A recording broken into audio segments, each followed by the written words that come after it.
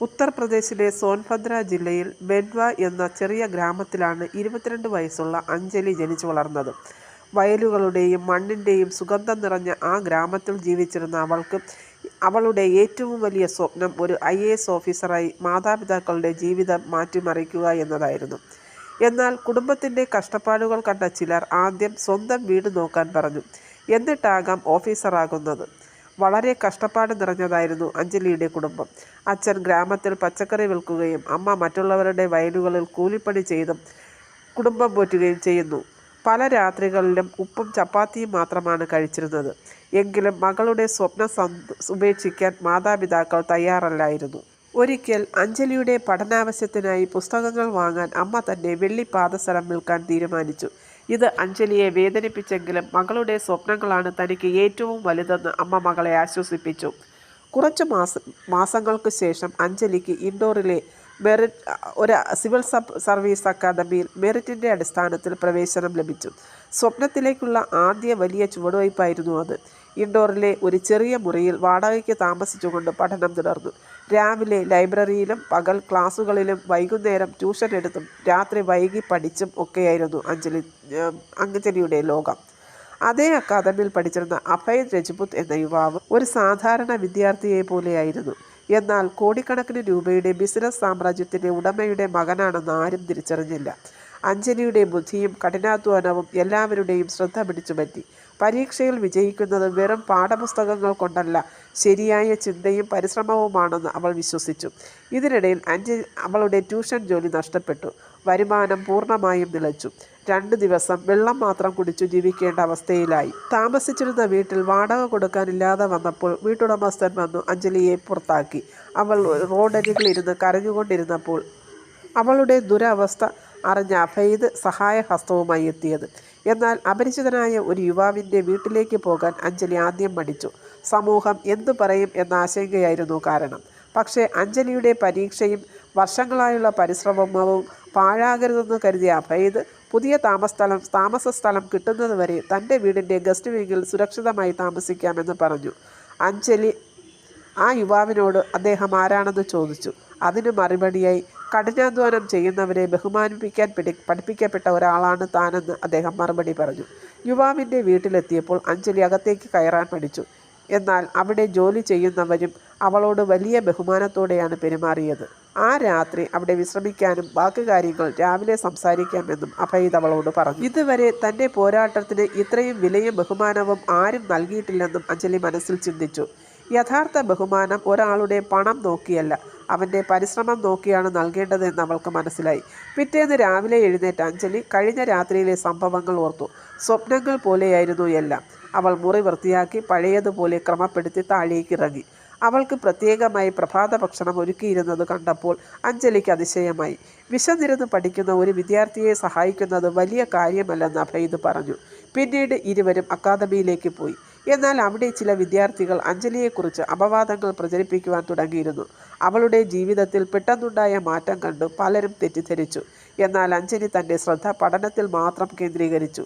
ഒരു ദിവസം ക്ലാസ്സിൽ ചോദിച്ച ഒരു സങ്കീർണമായ ചോദ്യത്തിന് അവൾ നൽകിയ മറുപടി അധ്യാപകരെ പോലും അത്ഭുതപ്പെടുത്തി.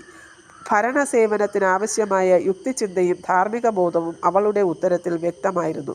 അതേസമയം ചിലർ പരിശ്രമത്തിലൂടെയല്ലാതെ മറ്റു വഴികളിലൂടെ മുന്നേറാൻ ശ്രമിക്കുന്നവരാണെന്നും സത്യമറിയാതെ മറ്റുള്ളവരെ കുറ്റപ്പെടുത്തുന്നത് വളരെ എളുപ്പമാണെന്നും അവൾ മനസ്സിലാക്കി. തനിക്ക് വേണ്ടി അഭയ്തിൻ്റെ പേര് മോശമാകരുതെന്ന് കരുതി അഞ്ജലി അവിടെ നിന്ന് പോകാൻ തീരുമാനിച്ചു. എന്നാൽ ഒരു ആവശ്യക്കാരിയെ സഹായിച്ചതിൽ തനിക്ക് ഒരു പശ്ചാത്താപവുമില്ലെന്ന് അഭയ്ത് അവളോട് പറഞ്ഞ് അവളെ ആശ്വസിപ്പിച്ചു. അഭയ്തിൻ്റെ അച്ഛൻ അഞ്ജലിയോട് പറഞ്ഞു, മോൾ പോകുന്ന കാര്യം നമുക്ക് പിന്നീട് സംസാരിക്കാം. മോളെക്കുറിച്ച് അഭയ്ത് എല്ലാ കാര്യവും പറഞ്ഞിട്ടുണ്ട്. എൻ്റെ മകൾക്കാണ് ഇതുപോലെ ഒരു കുഴപ്പത്തിൽ ആയിരുന്നെങ്കിൽ ആരെങ്കിലും അവളെ സഹായിച്ചെങ്കിൽ എന്ന് ഞാനും ആഗ്രഹിക്കും. അതുകൊണ്ട് തന്നെ അഞ്ജലി ഈ വീട്ടിൽ വന്നത് അതിഥിയായല്ല, പകരം ഞങ്ങൾ വിളിച്ചിട്ടാണ്. അതിന് അഞ്ജലി മറുപടി പറഞ്ഞത്, ഈ ഉപകാരം ഞാൻ ജീവിതകാലം മുഴുവൻ മറക്കില്ല. അപ്പോൾ അദ്ദേഹം പറഞ്ഞു, അതിന് ഒരു ഉപകാരമായി കാണണ്ട. മോൾ ഒരു ഓഫീസറായി കഴിഞ്ഞു. മറ്റൊരാളെ സഹായിക്കുന്ന അന്ന് ഈ കടം വീട്ടിയതായി ഞാൻ കണക്കാക്കിക്കൊള്ളാം. പക്ഷേ പിറ്റേ ദിവസം സംഭവിച്ചത് മറ്റൊന്നായിരുന്നു. അവരുടെ ബന്ധത്തെ മുഴുവൻ നഗരത്തിന് മുന്നിൽ ചോദ്യം ചെയ്യുന്ന ഒരു സംഭവം നടക്കാൻ പോകുന്നു എന്ന് അവൾക്ക് ഒരു ഊഹവും ഉണ്ടായിരുന്നില്ല. പിറ്റേ ദിവസം അക്കാദമിയിലെത്തിയപ്പോൾ അവിടുത്തെ അന്തരീക്ഷം ആകെ മാറിയിരുന്നു.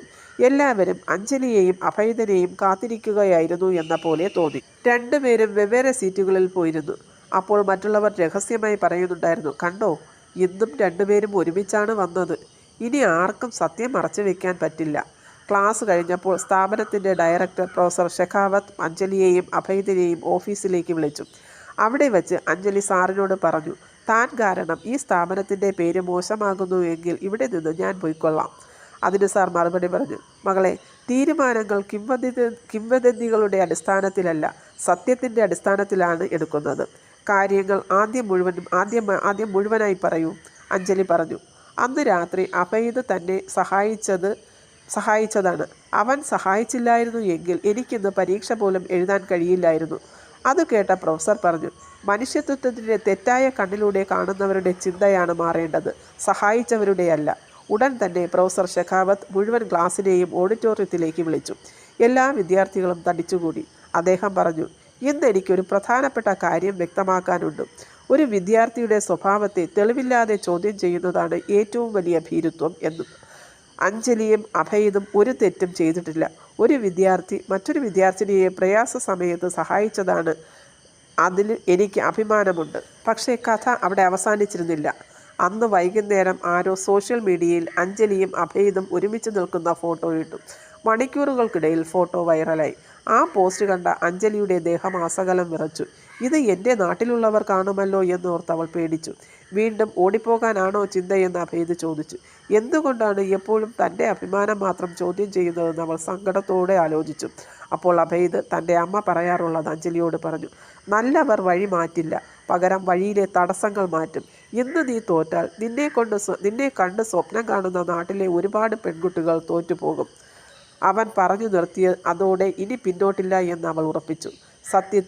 സത്യത്തിന് വിശദീകരണം വേണ്ട, സമയം മാത്രം മതി എന്നായിരുന്നു അവൻ്റെ മറുപടി. പിറ്റേന്ന് CCTV പരിശോധിച്ചപ്പോഴും ജീവനക്കാരോട് ചോദിച്ചപ്പോഴും സത്യം തെളിഞ്ഞു. അഞ്ജലി രാത്രി മുഴുവൻ വേറെ മുറിയിലിരുന്ന് പഠിക്കുകയായിരുന്നു. അവൾക്കെതിരെയുള്ളതെല്ലാം കള്ളക്കഥകളായിരുന്നു. തെറ്റ് പറ്റിയതിന് ക്ഷമ ചോദിച്ചപ്പോൾ തെറ്റ് മനുഷ്യർക്ക് പറ്റും, അത് സമ്മതിക്കുന്നതാണ് വലിയ ധൈര്യം എന്ന് പറഞ്ഞ് അവൾ ക്ഷമിച്ചു. അന്ന് തന്നെ പ്രിലിംസ് റിസൾട്ടും വന്നു. രണ്ടുപേരും ടോപ്പിൽ. പക്ഷേ യഥാർത്ഥ പരീക്ഷ ഇനിയാണെന്ന് അവർക്കറിയില്ലായിരുന്നു. അതിനുശേഷം ആരും കുറ്റം പറയാതിരിക്കാൻ അവർ ലൈബ്രറിയിൽ മാത്രം പഠിക്കാൻ തീരുമാനിച്ചു.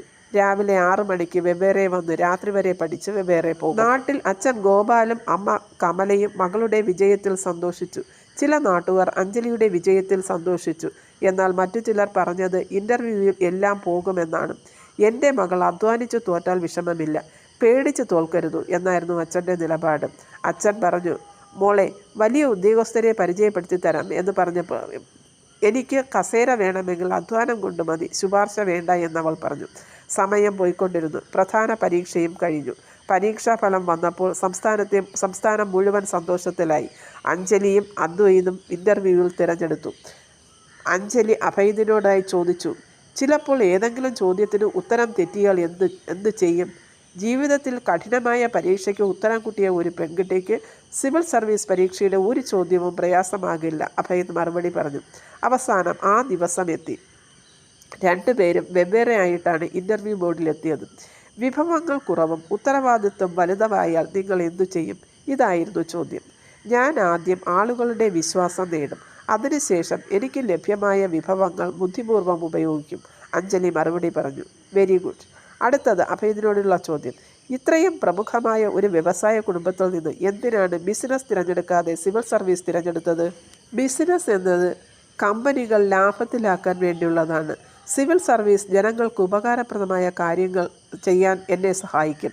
ഏതാനും ആഴ്ചകൾക്കുള്ളിൽ ഫലം പ്രഖ്യാപിച്ചു. ഗ്രാമം മുഴുവൻ രണ്ട് കുടുംബങ്ങളും പരിഭ്രാന്തിയിലാണ്. ഫലം പ്രഖ്യാപിച്ച ഉടനെ തന്നെ അഞ്ജലി വിറയ്ക്കുന്ന കൈകളോടെ തൻ്റെ റോൾ നമ്പർ തിരഞ്ഞു. പെട്ടെന്ന് അവളുടെ കണ്ണുകളിൽ നിന്ന് സന്തോഷ കണ്ണുനീർ വന്നു. തൻ്റെ നമ്പർ അവൾ കണ്ടുപിടിച്ചു. അവൾ സന്തോഷം കൊണ്ട് കരയുകയായിരുന്നു. ഇത് ഞങ്ങളുടെ വിജയമല്ല, ഞങ്ങളുടെ മാതാപിതാക്കളുടെ വിജയമാണ്.